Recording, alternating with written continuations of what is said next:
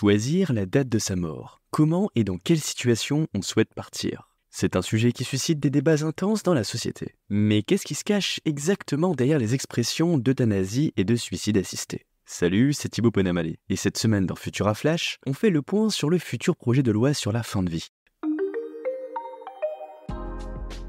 Lorsqu'un patient est victime d'une souffrance psychologique ou physique intense et continue, ou encore qu'il est piégé dans un coma depuis des années, on peut être tenté de recourir à l'euthanasie ou au suicide assisté pour lui permettre d'accéder à une mort digne et sans douleur.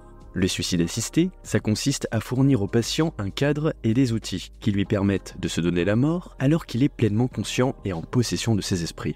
Dans le cas de l'euthanasie par contre, c'est le corps médical qui effectue la mise à mort à la demande du patient, ou si besoin de sa famille. Et sans surprise, ces méthodes font l'objet de débats enflammés. Actuellement, la loi française ne permet pas de recourir à l'une ou l'autre de ces solutions, mais lui préfère la SPCJD, la sédation profonde et continue jusqu'au décès. Le patient ou la patiente est endormi et on cesse de l'alimenter et de l'hydrater. Si cette forme d'euthanasie passive, pour éviter l'acharnement thérapeutique, peut sembler être une alternative intéressante, elle n'est pas toujours aussi douce qu'il y paraît. Pourquoi ? Parce qu'il est très difficile de savoir exactement quelle est la bonne dose de sédatif à administrer. Et une fois que le patient est sous sédation, même trop légère, il devient impossible pour lui ou pour elle d'exprimer sa souffrance au personnel médical.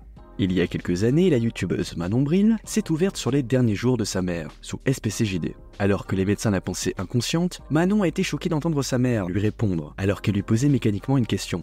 Coincée dans un corps de souffrance qui convulsait encore, gémissait et pleurait, affamée et déshydratée, comme beaucoup d'autres patients sous SPCJD auraient connu plusieurs jours de calvaire avant de mourir. Alors bien sûr, ça ne se passe pas comme ça pour tout le monde, mais on le voit, cette solution a besoin d'être améliorée. Pour ce faire, Emmanuel Macron a récemment annoncé l'examen d'un projet de loi, baptisé le modèle français de fin de vie. S'il est adopté, il offrirait la possibilité d'une aide à mourir, dans des conditions très strictement encadrées.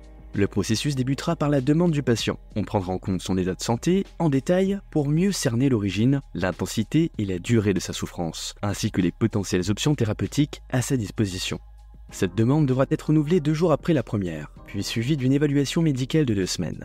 La confirmation de la demande sera requise sur une période minimale de 2 jours. Et une fois la validation obtenue, le produit létal pourra être administré par le patient lui-même, un paramédical ou un proche désigné. La réforme proposée modifiera la loi Claeys-Leonetti de 2016, qui avait permis la mise en place de la SPCJD, en excluant toutefois les patients condamnés à moyen ou long terme. Le projet de loi qui sera bientôt débattu vise donc à inclure une plus large portion de patients, tout en établissant un cadre strict.